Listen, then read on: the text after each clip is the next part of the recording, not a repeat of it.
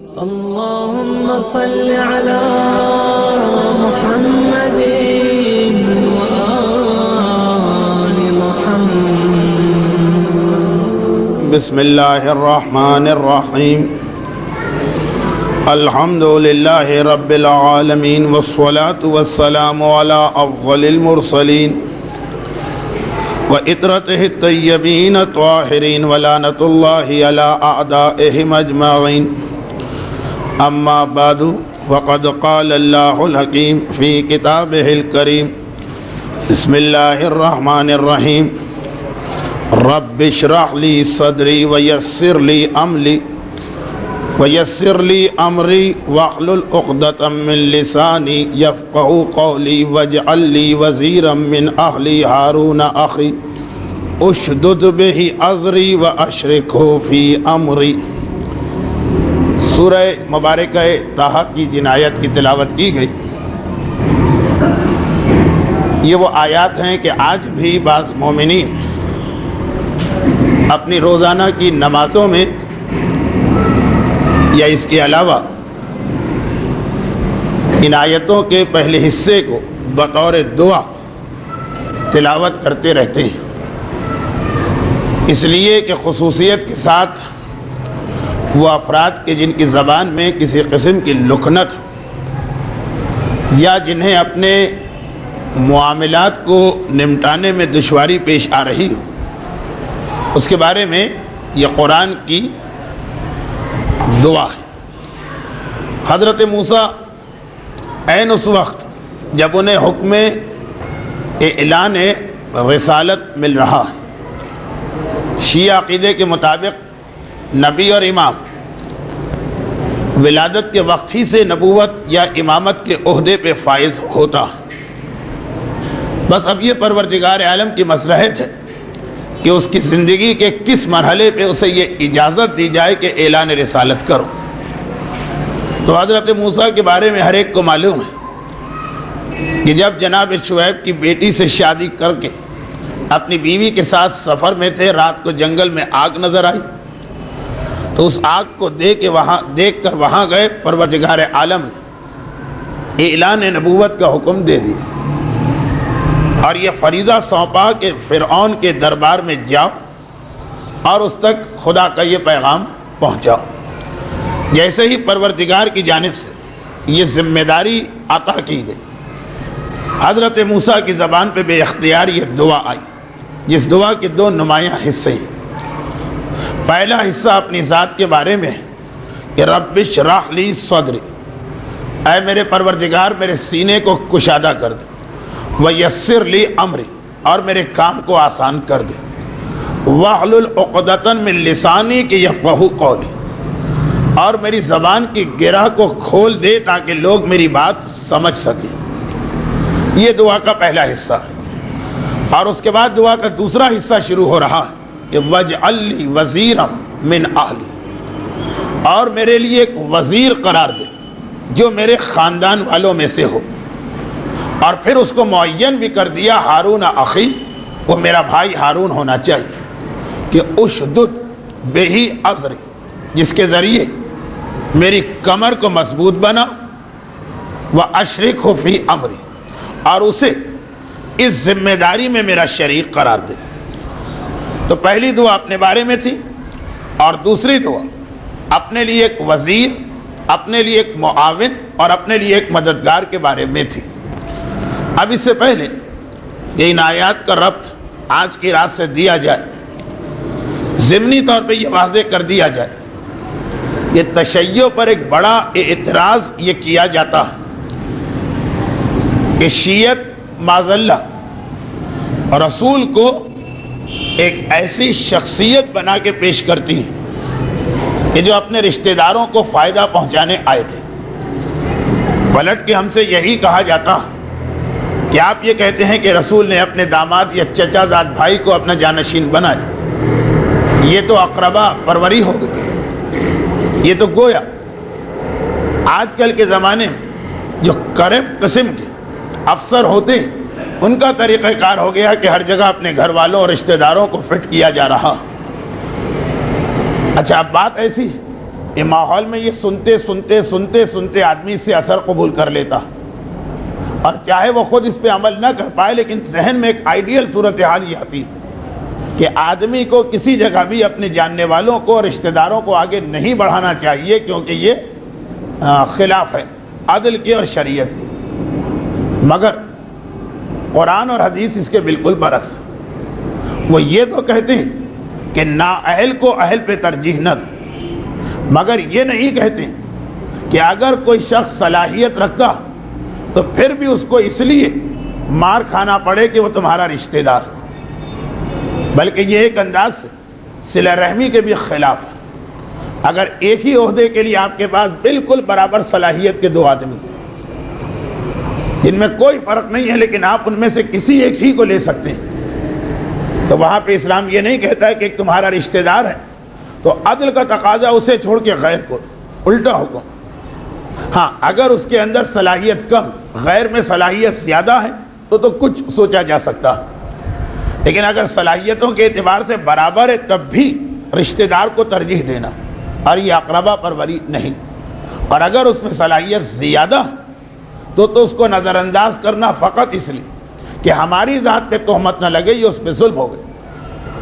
تو خیر یہ تو باقی ساری باتیں اپنی جگہ، لیکن ہمارے لیے سب سے بہترین ہدایت قرآن کی آیت سے مل رہی کہ حضرت موسیٰ اپنے کوئی گھر کا مسئلہ حل نہیں کرنا، کوئی بزنس کے مسئلے کو حل نہیں کرنا، حضرت موسیٰ اللہ کی طرف سے ایک ذمہ داری ادا کرنے جا رہے ہیں، عہدہ الہی ہے نبوت، اور کہہ رہے ہیں کہ جب میرا شریک بنا تو اے خدا میرے اہل میں سے میرا شریک ہونا چاہیے، اور وہ بھی بتا کے کہ وہ میرا چھوٹا بھائی ہارون۔ اگر حضرت موسیٰ کی یہ دعا اقربا پروری یا معاذ اللہ کرپشن میں نہیں آتی تو ہمارا یہ عقیدہ کہ اگر صلاحیت کے اعتبار سے بعد رسول علی سب سے افضل تو پیغمبر اسلام کا ان کو اپنا وصی بنانا کسی اعتبار سے بھی نہ خلاف عدل ہے، نہ دنیاوی بادشاہتوں کا سسٹم کہ باپ کے بعد ہر صورت میں بیٹا حکمران بنے، نہیں، رسول نے جو کیا قرآن نے کہا کہ اس سے پہلے حضرت موسیٰ یہ کر چکے تھے۔ اور بس یہاں پہ ایک بہت ہی نمایاں فرق دیکھیں، حضرت موسیٰ نے خدا سے یہ ساری دعائیں مانگی جن کا خلاصہ دو باتیں تھیں کہ اے خدا میرے سینے کو کشادہ کر دے اور میرے اس بوجھ کو، کار نبوت کو ہلکا کرنے کے لیے میرا ایک معاون اور مددگار قرار دے۔ اللہ نے موسیٰ کی یہ ساری دعائیں قبول کی اور حضرت موسیٰ کا ایک وصی بھی بنا۔ لیکن بہرحال حضرت موسیٰ اپنی تمام تر عظمت کے باوجود، کیونکہ حضرت موسیٰ فضیلت کی فہرست میں تیسرے نمبر پر ہے، انبیاء رسول اللہ کے بعد حضرت ابراہیم اور حضرت ابراہیم کے بعد حضرت موسیٰ، تو اس فضیلت کی فہرست تیسرے نمبر پر، مگر تمام تر عظمت کے باوجود حضرت موسیٰ کو اللہ نے جو دیا انہوں نے پہلے مانگا پھر عطا ہوا، جو پایا تو مانگ کے پایا، اور ایک ہمارا رسول کہ اللہ نے بن مانگے وہ سب کچھ دے دیا، جس کا تذکرہ موسیٰ کے واقعے میں، ادھر موسیٰ کہہ رہے رب اشرح لی صدری، اور ادھر رسول سے قرآن کہہ رہا الم نشرح لک صدرک، اے حبیب کیا ہم نے تمہارے سینے کو کشادہ نہیں کیا تھا؟ وہ نعمت یہاں بھی مل رہی، وہ نعمت وہاں بھی مل رہی، لیکن وہاں والے کو مانگنا پڑا تھا، یہاں والے کو بے مانگے پروردگار عطا کر رہا۔ اور وہی دو باتیں حضرت موسیٰ دوسرا سوال کیا تھا وَاجْعَلْ لِي وَزِيرًا مِّنْ أَهْلِي، مجھے اپنا ایک وزیر چاہیے اپنے اہل، اور خدا نے یہاں کہا أَلَمْ نَشْرَحْ لَكَ صَدْرَكَ وَوَضَعْنَا عَنْكَ وِزْرَكَ الَّذِي انقَضَ ظَهْرَكَ، اور کیا ہم نے تمہیں تمہارا بوجھ ہلکا کرنے کے لیے وَوَضَعْنَا عَنْكَ وِزْرَكَ ایک وزیر نہیں دیا؟ یہ وزرت اور وزیر دونوں کے ایک معنی، وہ بوجھ جو تمہاری کمر کو جھکائے دے رہا تھا، الَّذِي انقَضَ ظَهْرَكَ وہ نبوت کا بوجھ جس سے تمہاری کمر دوہری ہوئی جا رہی تھی۔ تو دیکھیے فرق ہے رتبے کا، دونوں کو نعمتیں مل رہی ہیں، ایک کو مانگنا پڑتا اور ایک پروردگار عالم کے یہاں اتنا محبوب کہ بغیر مانگے اس کو سب کچھ عطا کیا جا رہا۔ تو سورہ الم نشرح نے یہ بتایا کہ پروردگار بغیر مانگے رسول کو ایک ایسا وزیر، ایک ایسا معاون، ایک ایسا مددگار، ایک ایسا ہاتھ بٹانے والا دیا کہ جو ان کے اہل میں سے، اور یہی وجہ کہ دعوت ذی العشیرہ سے لے کے غدیر خم کے میدان پر میرے مولا کے تذکرے میں لفظ وزیر بار بار آ رہا، یعنی علی کی ذمہ داریاں فقط بعد رسول شروع نہیں ہو رہی، عہدوں کا فرق دیکھتے رہیے گا۔ وصی کا کام شروع ہوتا رسول کے انتقال کے بعد، خلیفہ کا کام شروع ہوتا رسول کے انتقال کے بعد، جانشین کا کام شروع ہوتا اصل آدمی کے انتقال کے بعد۔ تو علی کے لیے وصی کا لفظ آیا، خلیفہ کا لفظ آیا، جانشین کا لفظ آیا، مگر ان سب کے ساتھ لفظ وزیر بھی آیا۔ اور دعوت ذی العشیرہ میں یہ لفظ استعمال ہوا کہ تم میرے وزیر ہو اور میرے بعد میرے وصی۔ گویا علی کی ذمہ داریاں رسول کی زندگی ہی میں شروع ہو چکی اور بالکل برابر سے چل رہی، بالکل برابر سے، رسول کا وزن کم کرنے کے لیے۔ اور پھر یہاں پہ ایک فرق آتا ہارون کے لیے حضرت موسیٰ نے دعا تو کی تھی، لیکن ہارون حضرت موسیٰ کا کوئی بوجھ تنہا نہیں اٹھایا، کیونکہ ہارون حضرت موسیٰ کی زندگی ہی میں انتقال کر گئے تھے۔ تو ہارون جتنا عرصہ بھی گزارا اصل بوجھ موسیٰ پر تھا، ہارون فقط مدد دے رہے تھے اور ہاتھ بٹا رہے تھے۔ لیکن کیا کہنا اس علی مرتضیٰ کا جس نے رسول کی زندگی میں برابر سے رسول کی مدد کی اور رسول کے انتقال کے بعد رسالت و نبوت کی اس تمام ذمہ داری کو تنہا اپنے کندھوں پہ لیا اور 41 ہجری تک اس کو ادا کیا۔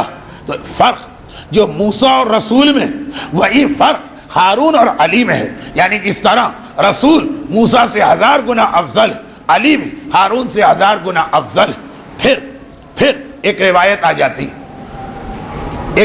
آ جاتی اس میں یہی پہلو مجھے بتانا کہ فرق ہے رتبے کا، کہ الا ترضى انت منی بمنزلۃ ہارون من موسیٰ۔ اے علی، کیا تم اس بات پر راضی نہیں کہ تمہارا وہی مقام ہے میرے پاس جو ہارون کا مقام تھا موسیٰ کے پاس؟ اصل جنگ تبوک کے موقع پہ اس حدیث کا شان نزول بتایا گیا، الا انہ لا نبی بعدی، مگر میرے بعد کوئی نبی نہیں ہوگا۔ لیکن صحیح معنوں میں یہ حدیث سب سے پہلے 15 رمضان کی صبح کو ہمارے سامنے آئی، غزوہ تبوک۔ اس پہ میں نے سارے گزشتہ 8-9 تقاریر کی تھی۔ وہاں تو یہ اعلان ہوا، اور وہاں تو اتنے بڑے مجمع میں یہ اعلان ہوا کہ بہت سے لوگ یہ سمجھنے لگے کہ یہ اعلان صرف جنگ تبوک کے دن ہوا۔ نہیں، اس سے پہلے بھی کئی مرتبہ ہو چکا ہے۔ خصوصاً پہلی مرتبہ نمایاں طور پہ یہ اعلان کہ اے علی انت منی بمنزلۃ ہارون من موسیٰ، تمہارا وہ مقام جو ہارون کا موسیٰ کے پاس۔ پہلے مرتبہ یہ اعلان 15 رمضان کی صبح کو ہوا، اور وہ کب؟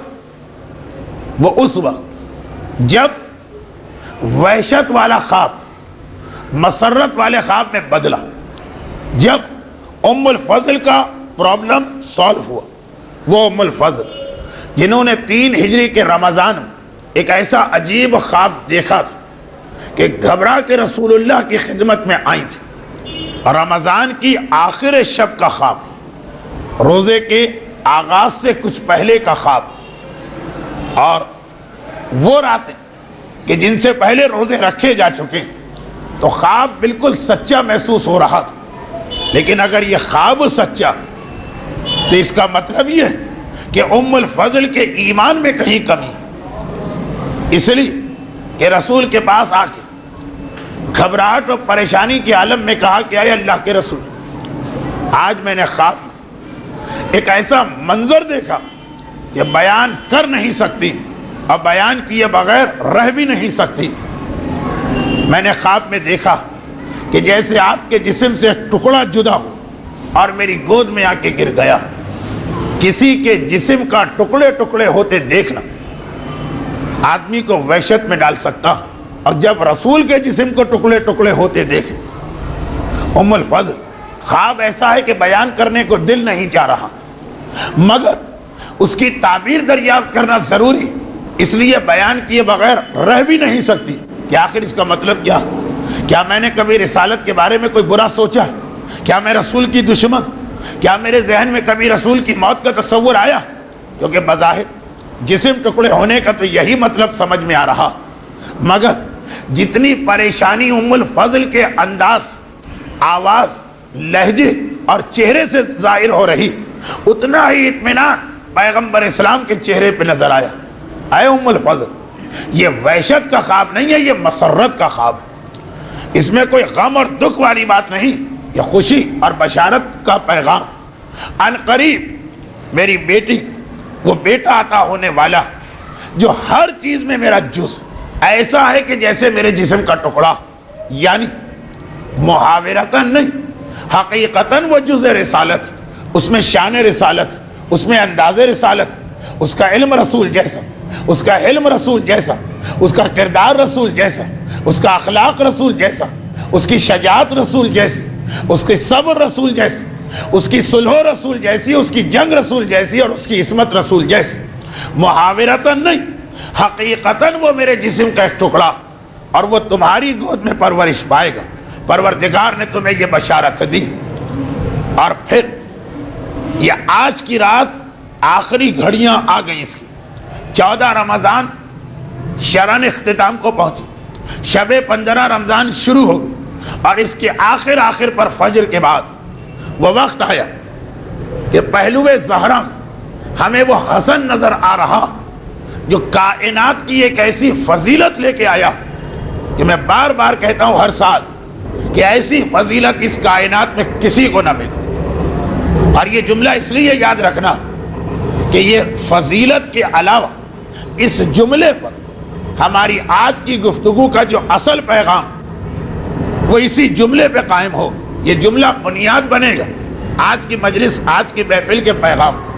اور جملہ یہ کہ پہلو زہرا آج کی صبح حسن مجتبی اس انداز سے نظر آئے کہ اپنے ساتھ کائنات کی وہ فضیلت لے کے آئے جو 1,24,000 انبیاء اور مرسلین میں کسی کو نہ ملی۔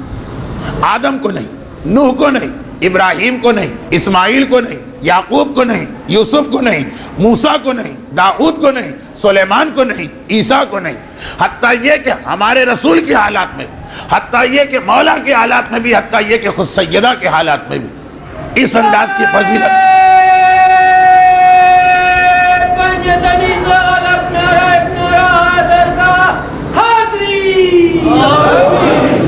کہیں یہ فضیلت نظر نہیں آ رہی جو حسن مجتبی اپنے ساتھ لے کے آ رہے ہیں، اور وہ یہ کہ کائنات کے پہلے معصوم بنے کہ جن کے باپ بھی معصوم ہیں اور جن کی ماں بھی معصومہ، جو اپنے والدین کی طرف سے دوہری عصمت لے کے آ رہے ہیں۔ کہیں آپ کو یہ فضیلت نہیں ملے گی کہ باپ بھی معصوم اور ماں بھی معصومہ ہو۔ چاہے رسول اللہ کے خاندان کو دیکھیں، چاہے مولا کے خاندان کو دیکھیں، چاہے سیدہ طاہرہ کے خاندان کو دیکھیں، اس کائنات کا پہلا معصوم جو باپ اور ماں دونوں سے عصمت مطلقہ کی سند کو لے کے آ رہا، 15 رمضان کی صبح چنانچہ اس بچے کو فوری طور پر رسول کی خدمت میں پہنچایا گیا، اس لیے کہ اس کا سب سے زیادہ انتظار رسول کو تھا۔ یہ سورہ کوثر کی عملی تفسیر تھا، یہ بچہ اس بات کا پیغام تھا کہ رسول ابتر نہیں ہے، رسول اللہ کی نسل قیامت تک باقی رہے گی۔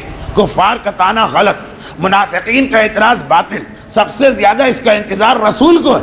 یہ رسول کو ابتر کے طعنے سے بچانے والا، یہ رسول کی نسل کو محفوظ کرنے والا۔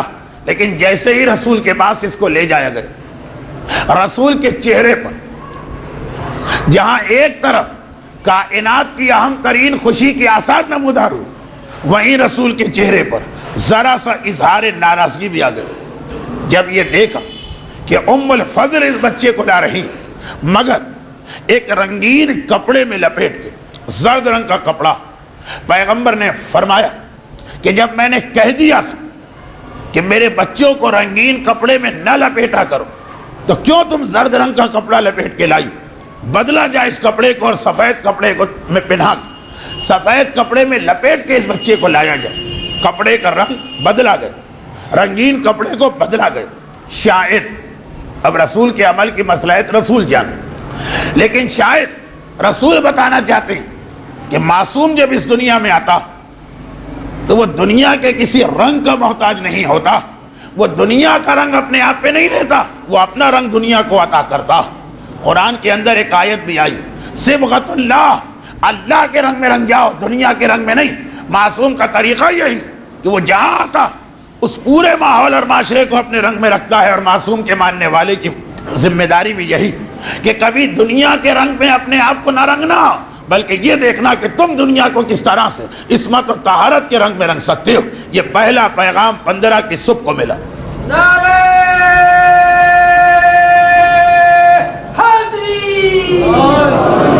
یہ یاد رکھیے, یہ لفظ رنگ ہم بھی کہتے ہیں کہ فلاں صاحب امریکہ گئے وہاں کے رنگ برنگ, فلاں صاحب برطانیہ گئے وہاں کے رنگ میں رنگ. یہ رنگ کی بھی ایک اہمیت ہے اسلام میں. میں نے کہا نا کہ قرآن میں پوری آیت آئی کہ سب سے بہتر رنگ اللہ کا رنگ, اور معصومین کی زندگی میں یہ کئی مرتبہ ہم کو ملتا. جب 8واں امام شہر مرو میں مامون رشید کی دعوت پر پہنچا تو سب سے پہلا قدم امام نے یہ اٹھایا تھا کہ عباسی حکمرانوں نے ایک خاص رنگ کے پردے لگائے تھے. امام نے کہا نہیں, ہم لوگ سبز رنگ کو پسند کرتے ہیں, یہ اپنے پردے ہٹاؤ اور وہ پردے لا کے لٹکاؤ کہ جو ہم چاہتے ہیں. وہاں بھی بہت کلیئر میسج تھا کہ امامت جہاں جاتی وہ اپنے اثرات چھوڑتی ہے, دنیا کے اثرات نہیں لیتی. 15 رمضان کی صبح حسن مجتبیٰ بھی رسول کی آغوش میں بھی نہیں پہنچے ہیں اور رسول نے پیغام دے دیا. اور اس کے بعد جب سفید رنگ کا کپڑا اس بچے کے گرد لپیٹا گیا, رسول نے اس بچے کو اپنی آغوش میں لیا اور ایک مرتبہ مسکرا اپنی بیٹی سے سوال کیا, بیٹی نام کیا رکھا ہے اپنے بیٹے کا؟ یہ خاندان اہل بیت سب سے پہلی خوشی ہے, یہ فاطمہ زہرا کا ولد اکبر سب سے بڑا بیٹا, اس سے پہلے کوئی اور اولاد نہیں ہوئی, اس کا نام کیا رکھا؟ سید بابا علی کے ہوتے ہوئے بھلا میں کیسے اس بچے کا نام رکھوں؟ یہ روایت بعد میں 4 مرتبہ یا کم از کم 3 مرتبہ اور دہرائی گئی. حسین کا موقع, زینب کا موقع, بعض علماء کے نزدیک ام کلثوم کا موقع, مگر پہلی مرتبہ آ جائی جہاں سے میری گفتگو شروع ہوئی تھی, ہارون اور موسیٰ, بات اسی پس منظر میں چل رہی. رسول نے علی کو دیکھا, اے علی پھر تم یہ بتاؤ تم نے اپنے بچے کا کیا نام سوچا؟ علی کا جواب کہ آپ کے ہوتے ہوئے بھلا میں اس بچے کا نام کیسے رکھ سکتا ہوں, آپ بتائیے کہ اس بچے کا کیا نام رکھا جائے. تو رسول کا جواب کہ اللہ کے ہوتے ہوئے بھلا میں اس بچے کا نام کیسے رکھ سکتا ہوں. اور جیسے ہی یہ کہا جبرائیل آسمان سے نازل ہوئے اور کہا کہ اے حبیب, خدا کا پیغام کہ جب علی کو تم سے وہی منزلت جو ہارون کو موسیٰ سے تھی, تو جو ہارون کے بڑے بیٹے کا نام تھا وہ علی کے بڑے بیٹے کا نام رکھا جائے گا, اور وہ نام ہے شبر. رسول اللہ کا معروضہ اللہ کی بارگاہ, خداوند میری زبان عربی, علی کی زبان عربی, میری بیٹی کی زبان عربی, اور نام ہے عبرانی زبان کا. تو کہا حبیب شبر عربی میں آ کے حسن ہوتا, اپنے اس بچے کا نام حسن رکھو. حکم خدا سے ہارون اور موسیٰ کی منزلت والی حدیث حسن کی ولادت کے دن پہلی مرتبہ سامنے آئی اور یہ نام عطا ہوا.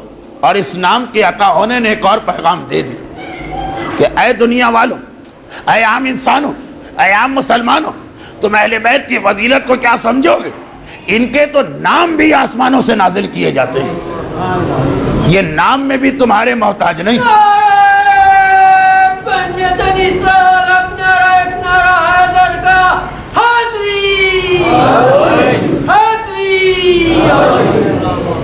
آپ دیکھتے ہیں کہ جب کوئی کسی کا نام رکھتا دنیا والوں سے مدد لی جاتی, ڈکشنری میں نام دیکھے جاتے ہیں, جاننے والوں سے پوچھا جاتا ہے کوئی اچھا نام بتاؤ, خاندان میں دیکھا جاتا ہے کہ کوئی اچھا نام, بزرگوں کے حالات پہ نگاہ ڈالی جاتی. اہل بیت کو سمجھو, یہ نام رکھنے کے لیے بھی تمہارے محتاج نہیں ہے, جانی برائے نام بھی یہ دنیا کے محتاج نہیں ہیں. برائے نام یہ اردو کا ایک محاورہ بھی, ان کا سب کچھ اللہ کی بارگاہ سے عطا ہوتا. اب یہاں پر ایک دقیق بحث, موقع کی مناسبت سے ایک چھوٹی سی بات, لیکن ذرا شاید کچھ لوگوں کے لیے مشکل ہو, اس کے بعد پھر ہم اپنے موضوع پہ آتے ہیں.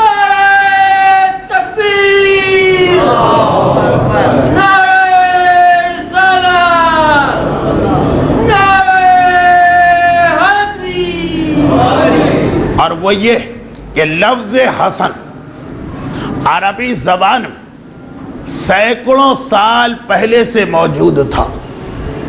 عربی روایات صحیحہ کی روشنی حضرت آدم کی زبان تھی, اور اگر اس روایت کو عرب کے ادیب اور شاعر نہ مانتے، تب بھی وہ مانتے ہیں کہ رسول اللہ سے صدیوں پہلے یہ زبان بن چکی تھی، سینکڑوں سال سے عربی زبان، لفظ حسن عربی زبان میں پہلے سے موجود ہے، لفظ حسن پہلے سے موجود ہے، لیکن یہ حسن کبھی کسی کے نام کے طور پہ نہیں رکھا گیا، موجود ہے لیکن بحیثیت ایڈجیکٹو یا صفت استعمال ہوتا، پراپر ناؤن یا کسی کے نام کے طور پہ نہیں۔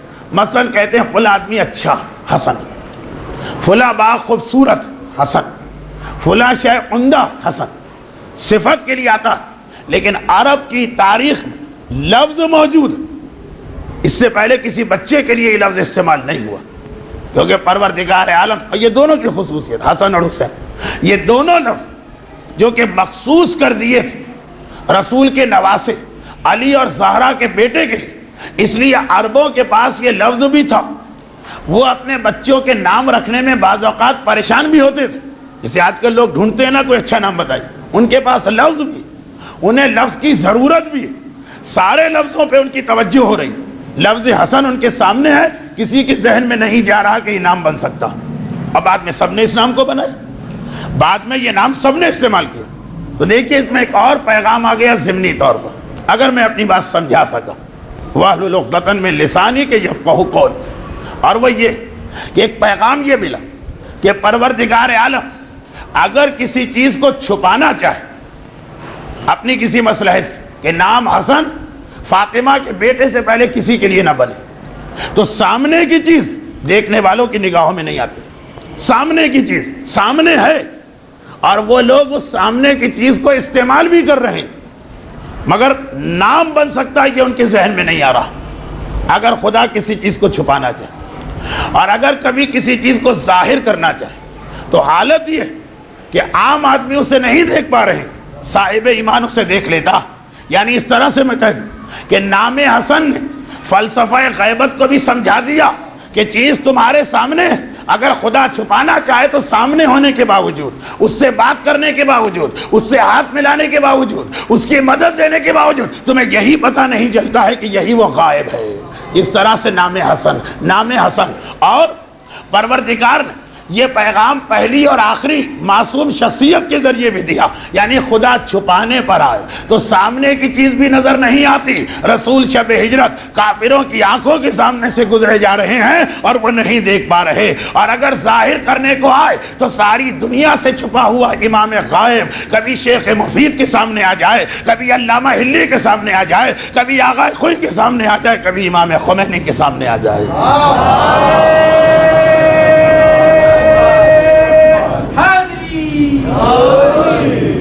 نام دیکھیے، حسن کا نام یہ بھی ایک مسئلہ حل کرتا ہے، سامنے ہے عربوں کے، لیکن خدا نے جو کہ اسے غائب کر دیا تو آنکھوں کے سامنے ہونے کے باوجود، استعمال میں آنے کے باوجود ذہن میں خیال نہیں آتا نام حسن۔ پورے عرب سب سے پہلے یہ استعمال ہوا امام حسن کے لیے، اور میں نے اس لیے وضاحت اس لیے بھی کر دی کہ بعض لوگ یہ روایت کتابوں میں پڑھتے ہیں اور دیکھتے ہیں کہ نہیں عربی کی شاعری میں لفظ حسن استعمال ہو رہا تو وہ کنفیوز ہوتے ہیں۔ مسئلہ یہ ہے کہ لفظ حسن استعمال ہو رہا کسی بچے یا آدمی کے نام کے لیے نہیں، اور پھر نام حسن، سوال یہ ہے کہ اگر اللہ نے اسے محفوظ بھی کیا تھا تو رسول کے ذریعے کیوں ظاہر نہ کیا، خود پروردگار عالم نے اسے کیوں ظاہر کیا؟ اس میں بھی ایک پیغام ہے اگر ذہن وہاں تک جا سکے۔ لیکن نام ایک ایسی چیز جسے رکھنا ہمارے اختیار میں، بچے کو اس نام کے مطابق بنانا یہ ہمارے اختیار میں نہیں ہے۔ ہم نے اپنے بچے کا نام رکھا عالم، محمد عالم، عالم حسن، عالم علی نام، خواہش یہ تھی کہ یہ عالم بنے۔ نام ہم رکھ سکتے ہیں لیکن ہو سکتا ہے کہ ساری زندگی جاہل مطلق رہے، وہ ہمارے اختیار میں نہیں۔ ہم نے اپنے بچے کا نام مثلا رکھا کوئی بہادر کی، شجاع الدین، شجاع الدولہ، محمد شجاع، بہت بہادر بن، نام ہم رکھ سکتے ہیں لیکن بہادری اس میں ہم پیدا نہیں کر سکتے، پتہ نہیں آگے جا کے کیا ہو جائے۔ ہم نے اپنے بچے کا نام رکھا سخاوت، لیکن اسے سخی ہم نہیں بنا سکتے، ہو سکتا ہے آگے جا کے سخی نہ بنے۔ تو دیکھیے نام اتنا بتاتا کہ والدین کی خواہش کیا تھی، مگر یہ نہیں بتاتا ہے کہ بچہ بھی ایسا بن گیا، کیونکہ اکثر ہم نے دیکھا ہے کہ نام کے برعکس آدمی ثابت ہوتا۔ اچھا، اب حسن کے معنی کیا؟ جس میں دنیا بھر کی خوبیاں جمع ہو جائیں، دنیا بھر کی خوبیاں جمع ہو جائیں۔ اگر یہ نام بچے کا باپ رکھے، اگر یہ نام بچے کی ماں رکھے، اگر یہ نام بچے کا نانا رکھے، تو اتنا پتا چلے گا کہ ان کی خواہش تھی کہ بچہ ایسا بنے، لیکن اب پتہ نہیں بچہ ایسا بنا کہ نہیں بنا، کیونکہ بچے کا مستقبل باپ اور ماں اور نانا کے ہاتھ میں نہیں ہوتا۔ نہیں، ہم کہیں گے ہمارے عقیدے میں ہوتا، ہمارا عقیدہ، لیکن مسئلہ یہ کہ اللہ دیکھ رہا کہ آنے والا زمانہ ایسا آئے گا جس میں رسول اور علی کے علم غیب پر بھی اعتراض کیا جائے گا۔ کہا جائے گا جی ہم ان کے علم غیب کو بھی نہیں مانتے، لیکن دیکھیے کیا اس دنیا میں کوئی مسلمان ایسا جو اللہ کے علم غیب پر اعتراض کرے؟ رسول کے علم غیب پر اعتراض کر دیا گیا کہ جی رسول کو کچھ نہیں پتا کہ کل کیا ہونے والا، علی کے علم غیب پر اعتراض کر دیا گیا، لیکن اب تک کوئی مسلمان آپ کو ایسا نہیں ملے جو یہ کہے کہ اللہ کو بھی نہیں پتا کیا ہونے والا۔ تو دیکھیے ہمارے عقیدے سے رسول اور علی بھی یہ کہہ سکتے ہیں کہ ہم بچے کا نام اس لیے رکھ رہے ہیں تاکہ دنیا کی تمام خوبیاں اس میں جمع ہو جائے، لیکن جو لوگ رسول اور علی کے علم غیب ہی کو نہیں مانیں گے وہ کہیں گے نام بزرگوں نے رکھا، مگر جو بزرگ نام رکھتے ہیں بچہ ویسا بنے کہ نہ بنے یہ بزرگوں کے اختیار میں نہیں، تو نام حسن ہوا ہوگا، کردار پتہ نہیں حسن ہے کہ نہیں۔ تو پروردگار عالم نے کہا کہ میرے حبیب کے علم غیب پہ تم شک کر بھی لو، میرے ولی کے علم غیب پہ تم شک کر بھی لو اگرچہ وہ غلط، مگر میرے علم غیب پہ تو کوئی شک نہیں کرے گا۔ اللہ کے بارے میں تو ہر ایک مانے گا جو اللہ چاہتا ہے وہ ہو جاتا۔ تو میں نے اس بچے کا نام حسن رکھنے کے لیے رسول کو ہٹا دیا تاکہ رسول پہ شک کی وجہ سے کوئی اس بچے پہ شک نہ کرے، علی کو ہٹا دیا کہ علی پر شک کی وجہ سے کوئی یہ شک نہ کرے کہ بچہ ویسے نہیں بنا۔ نام رکھنا میں نے اپنے اختیار میں رکھا کہ میرے بارے میں ہر ایک کا اعتقاد جو میں چاہتا ہوں وہ ہو جاتا۔ تو میں نے جب اس بچے کا نام حسن رکھا، یعنی اس میں کائنات کی ساری خوبیاں، اللہ نے جب یہ نام رکھا تو مان لو کہ 15 رمضان کا مولود وہ ہے جو اپنے ساتھ کائنات کی ساری خوبیاں اور عصمت کو لے کے آ رہا۔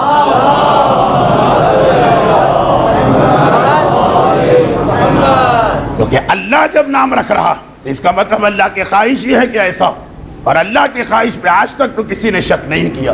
حسن کا نام حسن رکھا گیا، کتنے مسئلے یہ حل کر گئے، کتنے ہمارے پرابلمز اس کے ذریعے حل ہو گئے۔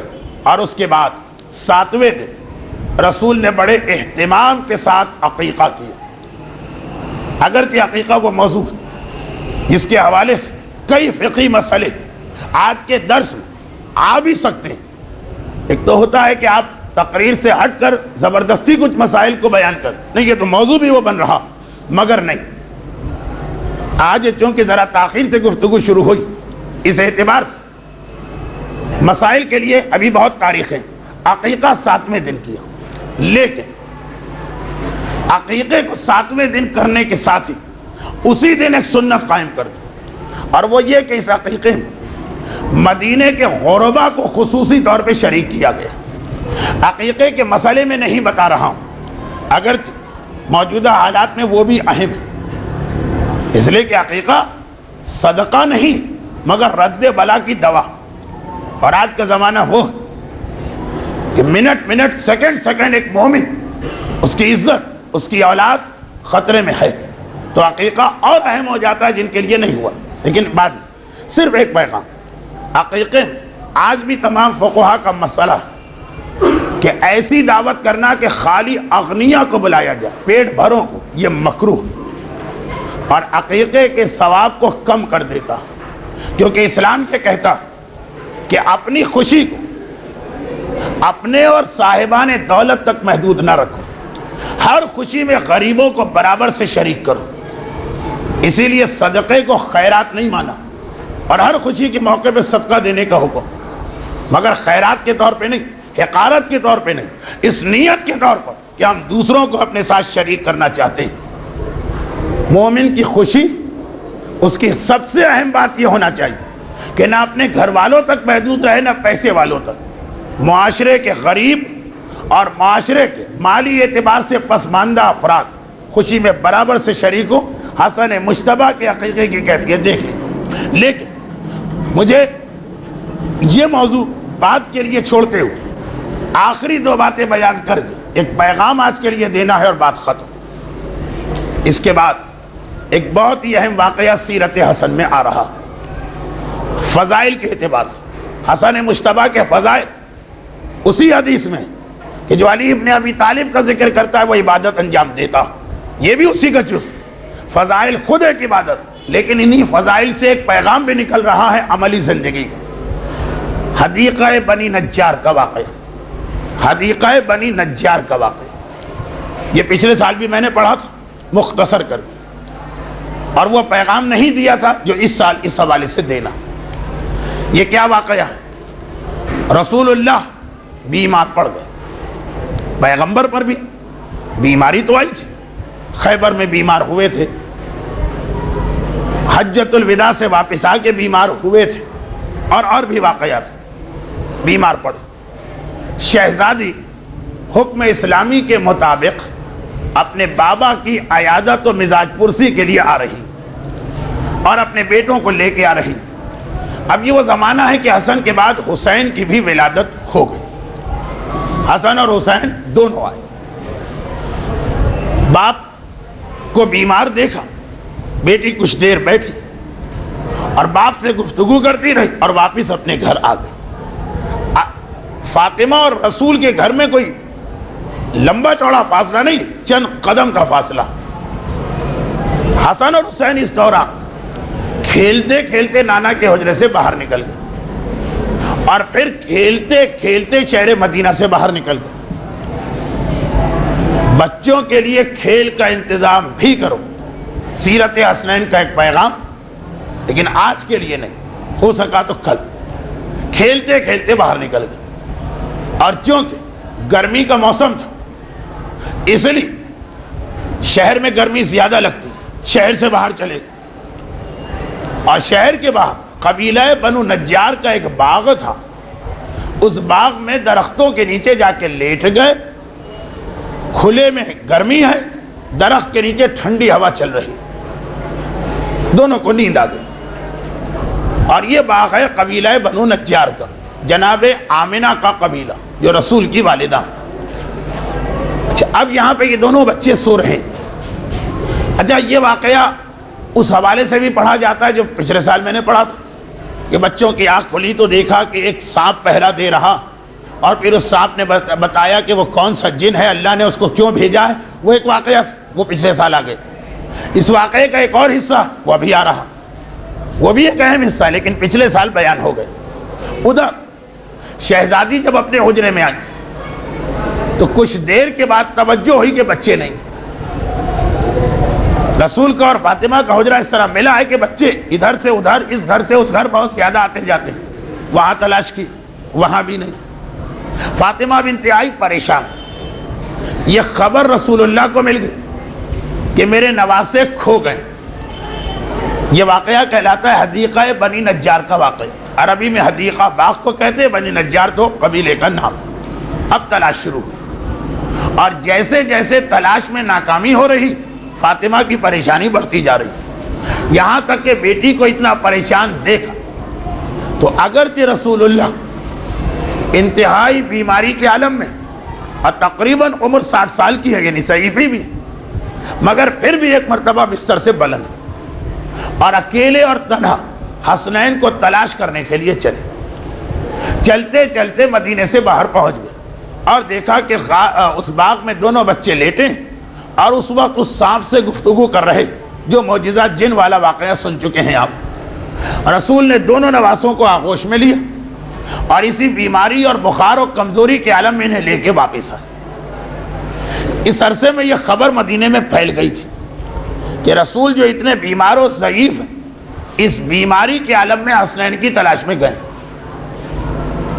تو سارا مدینہ گھروں سے نکل آیا، مسجد میں جمع ہو گئے، خدا خیر کرے۔ رسول نے کسی اور کو بھی اپنے ساتھ نہیں لیا، خیریت کے ساتھ وہ واپس آ جائے، سب بے چین۔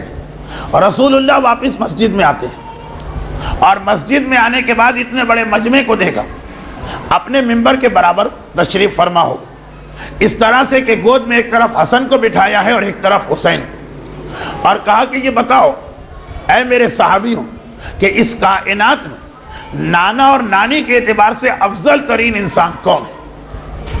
تمام مجمع نے کہا کہ آپ بہتر جانتے ہیں. تو کہا میرے یہ دونوں بیٹے حسن و حسین، اس لیے کہ ان کا نانا میں ہوں اور ان کی نانی خدیجہ کبریٰ.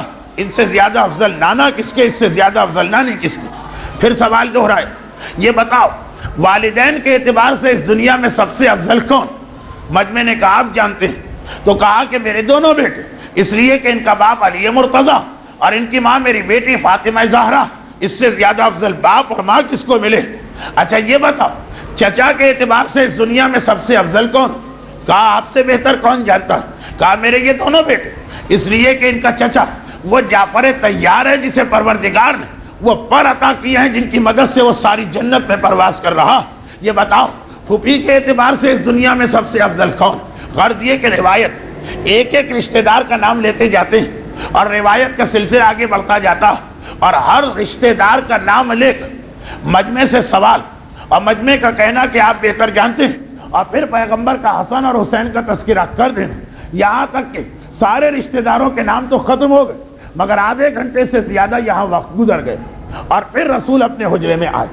اب میرا ایک سوال، یہاں پر میرا ایک سوال، یہ واقعہ شروع میں تو سمجھ میں آ رہا تھا، اس کا آخری جز ہماری سمجھ میں نہیں آیا. آخری جز فطرت انسانی کے خلاف، عقل انسانی کے خلاف اور عام اخلاق کے خلاف، فطرت کے خلاف، اخلاق کے خلاف اور انسانیت کے خلاف.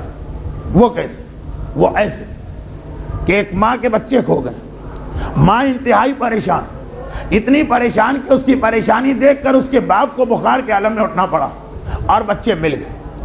فطرت بھی یہ کہتی ہے، انسانیت بھی یہ کہتی ہے، اخلاقی سسٹم بھی یہ کہ سب سے پہلے یہ بچے ماں تک پہنچائے جاتے ہیں، ماں کو دکھائے جاتے، ماں کو تسلی ہو جاتی، پھر مجمع میں لائے جاتے اور گفتگو کی جاتی. تاریخوں میں جہاں جہاں یہ واقعہ لکھا، متفق علیہ جملہ کہ رسول نہ ان بچوں کو زہرا کے پاس بھجوایا، نہ کوئی اطلاع بھجوائی زہرا کو کہ تمہارے بچے مل گئے. بچے کھوئے، پریشان زہرا ہوئی تھی. فاطمہ کی پریشانی نے بخار کے عالم میں رسول کو مدینے کے باہر بھجوائے، لیکن جب بچے ملے تو جو پریشان تھا اسے اطلاع بھی نہیں دی گئی.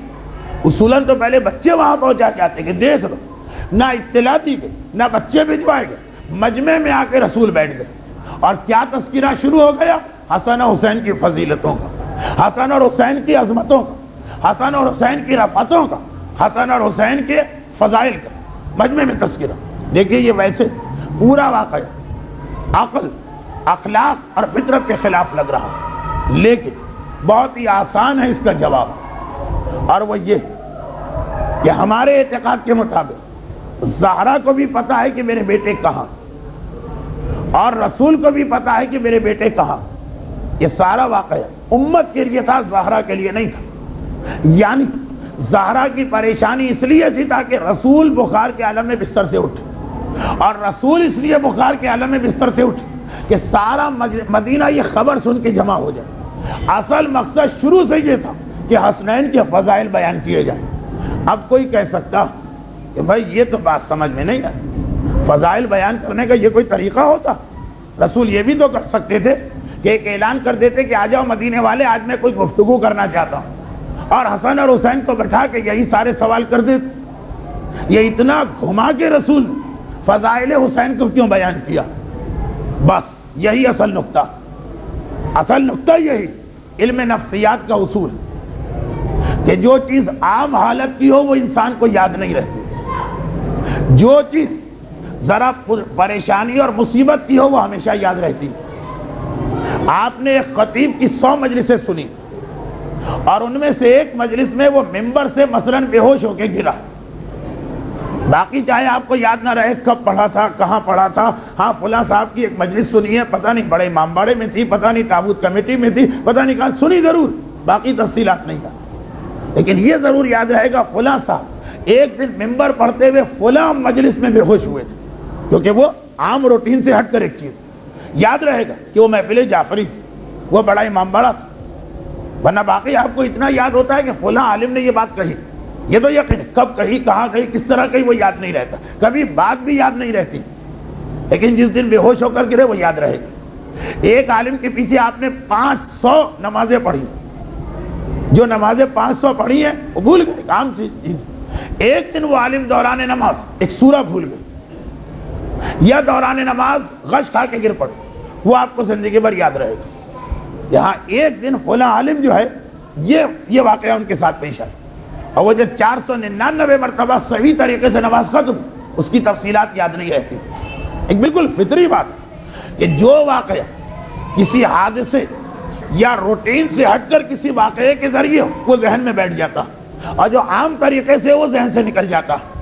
اب اگر عام طریقے سے حسنین کے فضائل بیان ہوتے تو ایک تو رسول کو پتا ہے اس امت کا حافظہ بہت کمزور، اور یہ بھی پتا ہے کہ اس حافظے کو میرے بعد اور کمزور کیا جائے گا، حدیثیں مٹائی جائیں گی، چھپائی جائیں گی، دبائی جائیں گی، بدلی جائیں گی۔ تو رسول اب فضائل اس طرح بتا رہے ہیں کہ عام حالات کے فضائل لوگوں کے ذہن میں نہ رہے، لیکن اب یہ پورا واقعہ بنا کہ ارے ایک دن رسول بیمار تھے، بیماری میں اٹھ کے ان کو جانا پڑا تھا، ان کی پریشانی دیکھ کے سارا مدینہ جمع ہو گیا تھا، اس کے بعد رسول حسنین کو لے کے آئے تھے۔ اب یہ جو پورا واقعہ بنا، نہ صرف یہ کہ واقعہ یاد رہے گا بلکہ اس حوالے سے حسنین کے فضائل بھی یاد رہیں گے۔ ایک طریقہ ہوتا فضائل کو ذہن میں بٹھانے کا، یعنی پیغام ذہن میں بٹھانے کا، عام حالات سے ہٹ کے وہ بات بتاؤ، اور آپ دیکھیں گے کہ امت کو رسول نے جتنے پیغام دیے اس میں فضائل اہل بیت ہمیشہ اس انداز سے بیان کیے۔ آج اگر حسنین کے لیے رسول نے گمشدگی کے واقعے کو ذریعہ بنایا تو علی کے لیے بھی یہی طریقہ اختیار کیا۔ حج کے دوران فضیلت علی نہیں بیان کی، وہ ایک روٹین عبادت ہوتی، نہیں لوگ حج کر چکے ہیں، گھروں کو جا رہے ہیں، آدھے راستے میں ہیں، روکا گیا، آگے بڑھ گئے بلایا جائے، پیچھے رہ گئے انتظار کیا جائے، پالان شتر کا منبر بنایا جائے، تاکہ ایک پورا ایک عجیب منظر بنے تو قیامت تک لوگوں کو یاد رہے کہ من کنت مولا ہو فہذا علی مولا۔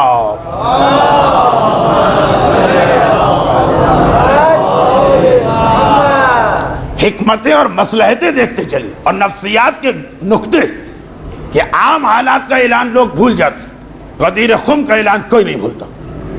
بھلانے کی کوشش کی گئی، مگر مولا نے 30 سال بعد اپنی خلافت ظاہریہ میں ایک مجمع میں چیلنج کیا کہ کیا رسول نے میرے بارے میں یہ ارشاد نہیں فرمایا؟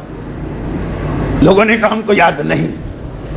علی نے کہا جو بھول گیا تو ٹھیک، اور جسے یاد ہے اور کہہ رہا میں بھول گیا وہ اللہ کے عذاب سے نہیں بچے گا۔ اس مجمع میں جتنے لوگ تھے ان کو جذام کا مرض اور برس کا مرض لگا، اس لیے کہ بھولے نہیں تھے اور بھول بھی نہیں سکتے تھے۔ ایسے ماحول میں غدیر کا واقعہ بنا۔ تو حسنین کے فضائل ہوں کہ علی کے فضائل، اللہ کا رسول اس نقطے کو ذہن میں رکھ رہا کہ میرے بعد کیا ہونے والا، روایتیں مٹائی جائیں گی، فضیلتیں چھپائی جائیں گی، واقعات کو بدلا جائے گا، علی اور حسنین کے نام و نشان پہ پردے ڈالے جائیں گے۔ تو یہ ساری فضیلتیں اس طرح بیان کرو کہ اگر کوئی بھولنے والا آدمی بھی ہے وہ نہ بھول پائے۔ اور اسی لیے آپ دیکھیں فضیلتیں کس طرح آ رہی، بعض واقعات پہ حیرت ہوتی ہے لیکن یہ نقطہ ذہن میں رہے تو سمجھ میں آ جاتا۔ خطبہ روک کر رسول کا دوڑ کے جانا اور حسنین کو اٹھا لینا۔ عام حالت میں رسول حسنین کو اٹھاتے کوئی توجہ نہ دیتا، اس لیے کہ نانا تو نواسوں کو اٹھاتے ہیں، باپ تو بیٹے کو گرنے سے بچاتے ہیں، لیکن خطبے میں جب پورے مجمع کی توجہ رسول کی جانب، اب ایک ایک چیز سامنے رہے گی کہ کیا ہو رہا۔ حالت نماز رسول کا اپنے نواسوں کو پشت سے نہ ہٹانا، اب یہ نماز لوگوں کو ہمیشہ یاد رہے گی۔ رسول کے پیچھے پڑھی جانے والی باقی سب نمازیں بھول جائیں گے لوگ، وہ عام نمازیں، یہ نماز نہیں بھولیں گے کہ جس کے اندر 70 مرتبہ ہم نے ذکر سجدہ رسول سے سنا اور سجدے میں پڑے پڑے ہماری کمر ٹوٹنے لگی، وہ نہیں بھولیں۔ حسین کی ساری فضیلتیں بھول سکتے ہیں، حسن کی ساری فضیلت یہ نہیں بھولیں گے کہ مجمع عام میں عیدگاہ میں رسول اپنے بچوں کے لیے ناقہ بنے تھے۔ ایک گھر میں بڑے بچوں کو بہلانے کے لیے کبھی ناقہ بن سکتا، لیکن وہی بات کہ وہ ایک عام سی چیز، تعجب ہوگا کہ فلاں شخص، اور فلاں بھی کون، جتنی عظیم شخصیت ہے اتنا ہی اس کا پروٹوکول اور احترام زیادہ ہوتا۔ رسول جیسی شخصیت مجمع عام میں حسن اور حسین کے لیے ناقہ بن جائے، شاید ہم میں سے کوئی آدمی جو رسول کی پاؤں کے خاک کے برابر بھی نہیں، مجمع میں اس کو یہ پسند نہ آئے کہ اپنے بچوں کے لیے میں ناقہ بن۔ اور مجمع بھی کون سا؟ ایسا مجمع کہ آدمی باقی دنوں میں رسول کی مجلس سے غائب ہو سکتا، اس دن غائب نہیں ہو سکتا، کیونکہ وہ عید کی نماز تھی۔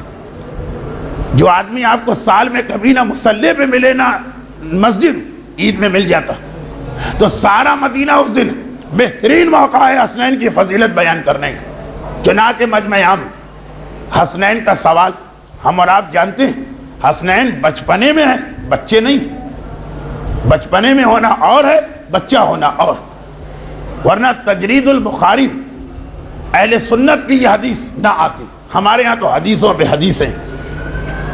ام الفضل گھبرا کے رسول کے پاس آئی۔ ابھی آپ نے سنا نا کہ حسن مجتبیٰ کا بچپنا ام الفضل کے پاس گزر رہا۔ گھبرا کے اللہ کے رسول، غضب ہو گیا، غضب۔ رسول نے پوچھا کیا ہو گیا؟ کہا ایسا لگ رہا ہے کہ شہزادہ حسن دنیا سے رخصت ہو گئے۔ جب رسول کو معلوم ہے کہ کیا کیا ہونے والا، حسن کی شہادت کا وقت ابھی نہیں، مسکرا کے کہا اے ام الفضل تم نے یہ کیسے اندازہ لگا لیا؟ کہا کہ کئی گھنٹے ہو گئے گہوارے میں ایک ہی حالت میں پڑے، پلک بھی نہیں جھپک رہی ہے، نگاہیں آسمان پر۔ اس طرح ایک مردے کا جسم ہوتا ہے، کوئی حرکت نہ، ایک عام آدمی کا جسم بھی حرکت کر جاتا ہے گھنٹوں میں، بچے تو منٹ منٹ حرکت کرتے ہیں۔ رسول اسی انداز سے مسکرا رہے ہیں۔ ام الفضل گھبراؤ نہیں، میرا بیٹا حسن مجتبیٰ اس وقت 7ویں آسمان پر موجود لوح محفوظ کا مطالعہ کر رہا۔ بچپنا، 1 سال کی عمر بھی نہیں، لوح محفوظ جو فرشتوں کے بس کی بات بھی نہیں ہے، جو وہیں رہتے ہیں۔ تو حسن بچے بچپنے میں ہیں، بچے نہیں۔ پھر ان کا مجمع عام میں نانا سے کہنا کہ ہمیں سواری چاہیے، ایسی خواہش بچہ کر سکتا مگر سمجھدار نہیں کر سکتا۔ اور رسول کا اتنے بڑے مجمع کے سامنے جھک جانا، بعض اوقات گھر والوں کے سامنے ہم کو شرم آ جائے، اور اتنے بڑے مجمع کے سامنے، وہی بات نفسیاتی نقطہ۔ اس طریقے سے فضائل حسن پہنچاؤ امت تک کہ یہ بھولنا بھی چاہیں تو نہیں بھول پائے۔ اب یہ کون بھولے گا کہ مجمع عام میں سڑک پر رسول خدا ناقہ بنے تھے، سڑک پر، اور ناقہ بننے کے بعد ایک مہار حسن کو دی، ایک مہار حسین۔ حضرت عمر قریب سے گزرے، کہا بچوں نعم المرکب، تمہیں کتنی اچھی سواری ملی۔ رسول کا پلٹ کے کہنا، سڑک ہے، مجمع عام ہے اور عید کا اجتماع، جہاں ہر شخص آیا ہوا، اے عمر و نعم الراکب، یہ کیوں نہیں دیکھتے کہ سوار کتنے بہترین ملے؟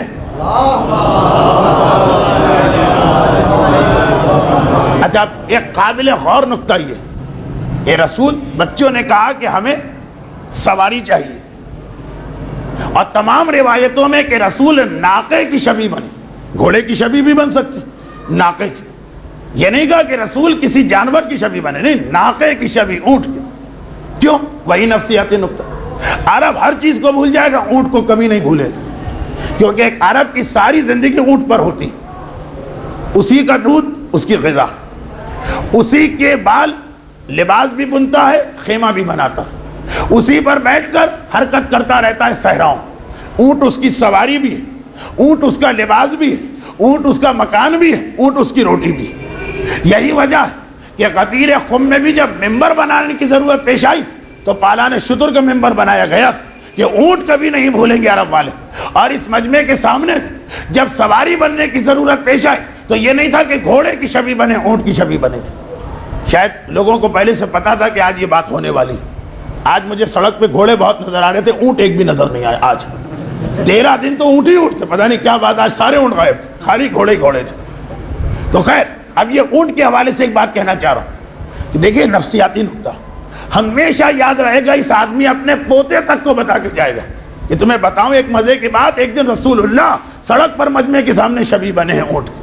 اچھا اس کے بعد یہ تو ایک پیغام ہو گیا، ایک اور پیغام یہاں مل گئے، وہ بھی بہت اہم، چھوٹے چھوٹے واقعات ہیں لیکن کبھی انہی واقعات پہ غور کریں تو بہت سارے پہلو سامنے آتے ہیں۔ اور وہ یہ کہ جب بچوں نے کہا نانا ہر سواری کی مہار ہوتی، ہماری سواری کی مہار کہاں؟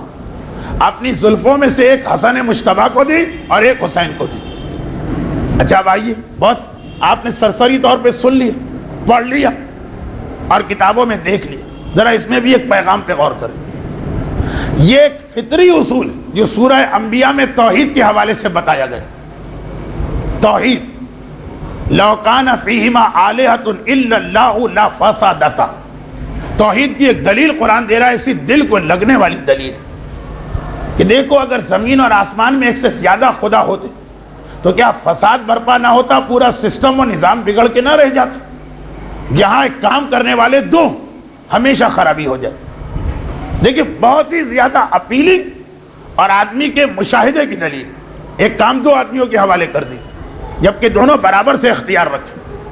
اگر دو خدا ہوں اور دونوں کو برابر سے اختیار، نہ سورج نکل پائے گا نہ چاند، نہ بارش ہو پائے گی نہ زمین سے سبزہ ہو گئے گا، نہ کوئی انسان زندہ ہو پائے گا نہ کوئی مر پائے گا.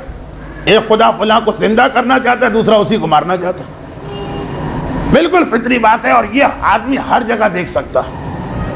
ایک گاڑی کا اسٹیئرنگ دو کے ہاتھ میں پکڑا دیجیے، ایکسیڈنٹ ہو کے رہے. ایک اونٹ کی دو مہار بنا دیجیے اور دو الگ الگ آدمیوں کے ہاتھ میں ناقے کی مہار تھما دیجیے، نہ اونٹ ادھر جا پائے گا نہ ادھر جا پائے گا. چنانچہ ہمارے یہاں یعنی جو لوگ ہندوستان سے آئے ہیں ہجرت کر کے، یہ بات بہت مشہور ہے کہ اگر کہیں پہ کوئی جھگڑا وگڑا نہیں ہوتا اور آپ کا بڑا دل چاہتا ہے کہ اتنے شریف لوگ یہاں کیوں جھگڑا کرا دو، کوئی کمیٹی، کوئی ٹرسٹ، کوئی مینیجنگ کمیٹی، کوئی جماعت بنا دیجیے. پھر جو سر پھٹول شروع ہوگی آپس کے اندر تو آپ کی خواہش پوری ہو جائے. جب بھی ایک کام دو آدمیوں کے ہاتھ میں دیا جائے، حتیٰ یہ کہ گھروں میں اگر شوہر اور بیوی کو برابر سے اختیار دیا جائے، روزانہ جھگڑا ہوگا.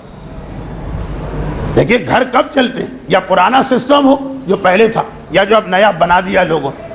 پہلے یہ تھا کہ شوہر حکم دیتا تھا، وہ بات بیوی مانتی تھی. اب ہے کہ بیوی حکم دیتی ہے، وہ بات شوہر مانتا. بہرحال گھر اس سے بھی چل جاتا، اس سے بھی چل جاتا. لیکن اگر دونوں برابر سے آ جائیں کبھی نہیں چل پائے گا. اور تو اور اگر ایک ملک میں آپ صدر مملکت اور وزیر اعظم کو برابر کے اختیار دیں، ملک نہیں چلے گا. شاید ہم نے کچھ دیکھ بھی لیا وہ منظر، فطری بات. اب ہم رسول اللہ سے سوال کریں، رسول اللہ سے سوال کریں کہ اے اللہ کے رسول، آپ نے اپنی زلفیں ایک حسن کے ہاتھ میں دی اور ایک حسین کے ہاتھ میں. حسن اگر آگے بیٹھے تھے اور حسین پیچھے تو دونوں زلفیں حسن کو دے دیتے، یا اگر الٹا ہوتا تو دونوں زلفیں حسین کو دے دیتے. آپ نے ایک زلف اس کو دی اور ایک زلف اس کو دی. یہ تو جھگڑے والی بات ہو گئی. اگر حسن آپ کو ادھر لے جانا چاہیں اور حسین آپ کو ادھر لے جانا چاہیں تو آپ پہ کیا گزرے گا؟ آپ کدھر جائیں گے؟ رسول کہیں گے اسی لیے تو میں نے دونوں بچوں کے ہاتھ میں زلفیں دے دی تاکہ تمہیں یہ پتا چل جائے کہ دنیا میں ہر وہ جگہ جہاں دو ہوتے ہیں وہاں جھگڑا ہوتا، سوائے چاردہ معصومین میں. وہاں دو ہوتے ہیں کبھی بھی جھگڑا نہیں ہو سکتا، اس لیے کہ یہاں اولنا بھی محمد ہے، اوسطنا بھی محمد ہے، آخرنا بھی محمد ہے، کلنا بھی محمد ہے. یعنی دوسرے الفاظ میں پیغام کیا ہے؟ پیغام یہ ہے جو حسن کرتے ہیں وہی حسین کریں گے، جو حسین کرتے ہیں وہی حسن کریں گے. اگر 41 ہجری میں حسین ہوتے صلح نامے پہ وہ دستخط کرتے حسن کی طرح، 61 ہجری میں حسن مجتبی ہوتے کربلا میں وہ جہاد کرتے حسین کی طرح. سب میں اختلاف ہو سکتا ہے، حسن اور حسین میں کبھی اختلاف نہیں ہو سکتا.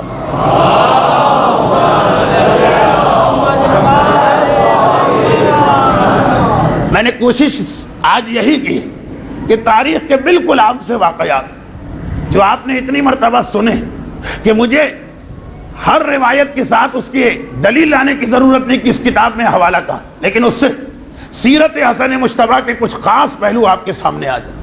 مگر اب اس ساری گفتگو کے بعد اب ایک ہی جملہ کہنے کی گنجائش ہے، اس لیے کہ پورے گھنٹے کی تقریر ہو گئی ہے 2 منٹ چھوڑ کر، اور یہ جملہ کہتے کہتے 2 منٹ ہو جائیں گے. انشاءاللہ کل سے پھر وہی سلسلہ مسائل اور تقریر کو ملا کر، لیکن ایک جملہ، اور یہ ایک جملہ شاید بنیاد بنے ہماری شبوں کی مجالس کے لیے. یہ ایک جملہ وہ یہ کہ یہ حسن مجتبی کے سارے فضائل آپ نے سنے، اور جو آپ علماء سے سنتے ہیں وہ اپنی جگہ، اور جو پچھلے سالوں میں نے دوسرے انداز سے پڑھے تھے وہ اپنی جگہ. مگر یہ سارے فضائل جہاں ایک جانب ہمیں بتاتے ہیں کہ اس کائنات کی کتنی افضل ترین ہستی ہے وہ بچہ کہ جس کی ولادت آج ہوئی ہے اور جس کا نام حسن مجتبی، وہاں دوسری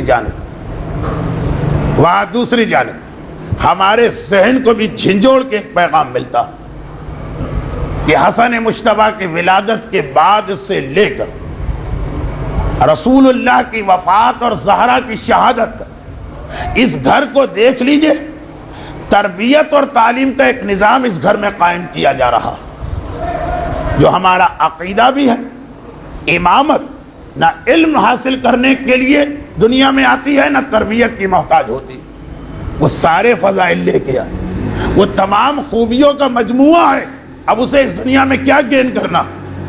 مگر روایتیں دیکھیں، فاطمہ سے لے کے رسول تک اس گھر میں حسن کی ولادت کے بعد تعلیم اور تربیت اولاد کا ایک نظام قائم کیا گیا۔ اس کی جانب اشارے میں ہر سال 14 اور 15 رمضان کی مجلسوں میں دیتا ہوں، یہ مسلسل تیسرا سال ہے اس منبر پہ، ہر سال اشارے آتے ہیں، وہی اسی پہ آج کی گفتگو ختم کروا۔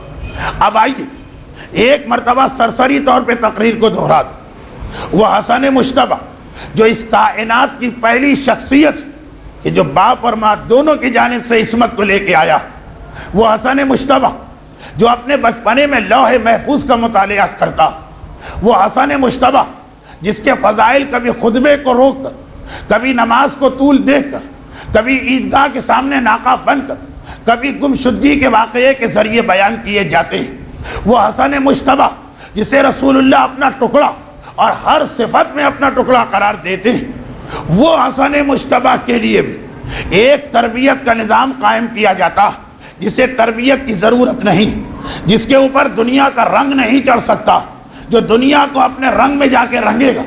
اس حسن مجتبیٰ کے معصوم ہونے کے بعد بھی، اس حسن مجتبیٰ کے کامل ترین ہونے کے بعد بھی اس کی تربیت و تعلیم کا انتظام کیوں ہے؟ تاکہ ہمارے ذہنوں میں ایک سوال پیدا ہو کہ جس کے لیے تعلیم ضروری نہیں، اس کے لیے تعلیم کا انتظام، جو کسی تربیت کا حتیٰ یہ کہ رسول کی تربیت کا محتاج نہیں، اس کے لیے تربیت کا انتظام، جو عصمت کا مجسمہ ہے اس کے لیے تربیت کا انتظام۔ ہمارے بچے نہ فضل رکھتے ہیں، نہ عصمت رکھتے ہیں، نہ پیدائش کے وقت وہ کردار کی بنیادیں رکھتے ہیں، نہ ہی وہ دنیا کو فی الحال جب بچے اپنے رنگ میں رنگ سکتے ہیں، نہ وہ شیطان سے بچ سکتے ہیں۔ وہ جو ہر لمحے شیطان کے پھندے میں پھنس سکتے ہیں، وہ جو ہر لمحے اس دنیا میں ٹھوکر کھا کے گر سکتے ہیں، کیا ان کے لیے کوئی تعلیم کا انتظام نہ ہو؟ تعلیم دین۔ کیا ان کے لیے کوئی تربیت کا انتظام نہ ہو؟ تربیت اخلاقی۔ کیا انہیں بالکل شتر بے مہار کی طرح چھوڑ دیا جائے کہ یہ مومن کا بچہ ہے، مومن بن جائے گا؟ جب امام معصوم کے لیے ایک نظام قائم کیا جا رہا، اور معصوم بھی اتنی فضیلتوں والا، معصوم بھی اتنے فضائل والا کہ اس کے لیے وہ کیوں؟ اسی لیے وہ اس معصوم کے لیے نہیں ہے، وہ ہمارے لیے پیغام کہ تم اپنے بچوں کو دیکھتے رہو، تم اپنے بچوں کے بارے میں سوچتے رہو۔ جو رسول اپنے نواسے حسن کی اتنی فضیلتیں بیان کر رہا، وہی اپنے ہر خطبے میں حسن کو بلا کے بٹھاتا۔ وہ فاطمہ جو اپنے بیٹے حسن کی اتنی فضیلتیں بیان کر رہی، وہی اپنے بیٹے حسن کو مدرسے میں بھیجتی ہیں اور روزانہ پوچھتی ہیں کیا سیکھ کے آئے۔ وہی علی مرتضیٰ جو اپنے بیٹے حسن کی اتنا فضیلتوں کا اتنا ذکر کر رہا، وہی اپنے بیٹے حسن ان تمام کاموں میں شریک کرتا جو باپ اولاد کی تربیت کے لیے انجام دیتا۔ ہمارے بچے تو کچھ بھی نہیں، بلکہ شیطان کا سب سے بہترین ٹارگٹ، کیونکہ شیطان ایک عیسائی کے بچے کو اتنا نہیں بہکائے گا، وہ تو ویسے ہی بہکنے والا۔ شیطان ایک یہودی کے بچے کے پیچھے نہیں بڑھے، وہ تو ویسے ہی اپنے ماں باپ سے یہودی بنے۔ شیطان ایک ہندو کے گھرانے میں اس کے بچے کو زیادہ بہکانے نہیں جائے، شیطان تو زیادہ ہمارے بچوں کو پکڑے کہ اس کے والدین مومن، کہیں یہ اپنے بچے کو بھی مومن نہ بنا لے، اس کے والدین پابند شریعت خدا، کہیں یہ اپنے بچے کو بھی شریعت کا پابند نہ بنا لے، اس کے والدین دین کے احکامات کو مان رہے ہیں، کہیں یہ اپنے بچے کو بھی اپنے راستے پہ نہ چلا لے۔ یہودی کے بارے میں اطمینان کہ اگر وہ اپنے بچے کو اپنے راستے پہ چلائے تو یہی تو شیطان چاہتا۔ عیسائی باپ پر شیطان اکتفا کرے گا کہ بھائی چلاؤ اپنے بچے کو اپنے راستے پر، مومن باپ پہ شیطان کبھی مطمئن نہیں۔ پھر ہم اتنے غافل، پھر ہم اتنے لاپرواہ، پھر ہم اتنے بے توجہ۔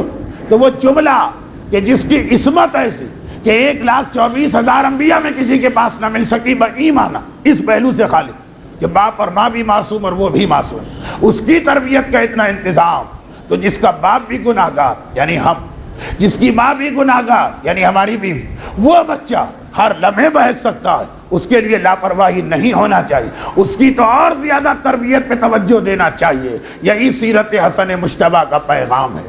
یعنی آج کی رات کی جشن ولادت آپ کے ذہن ایک کوئسچن مارک پیدا کرے تو سمجھ لیجئے کہ آپ نے آج کی رات کا حق ادا کر دی۔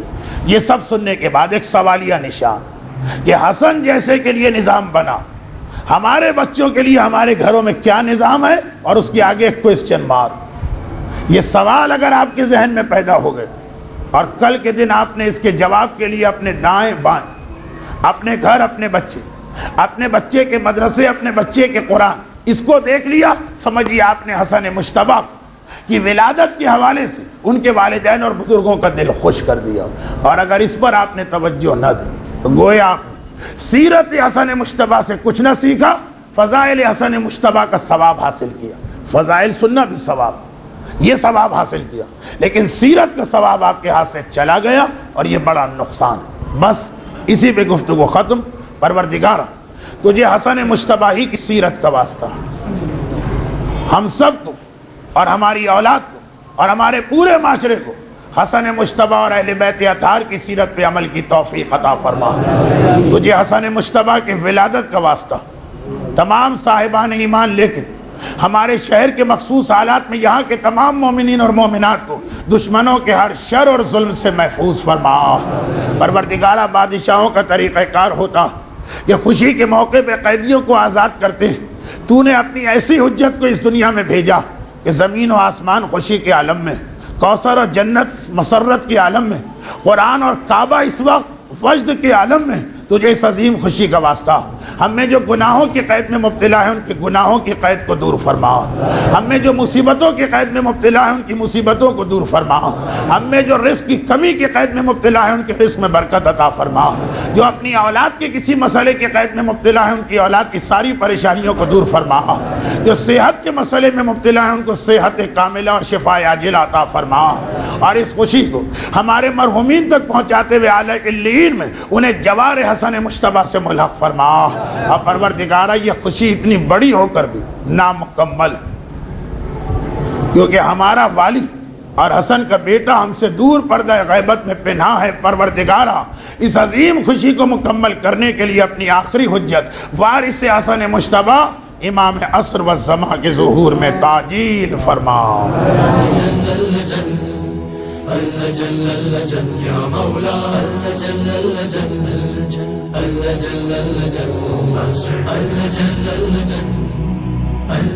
یا صاحب السماء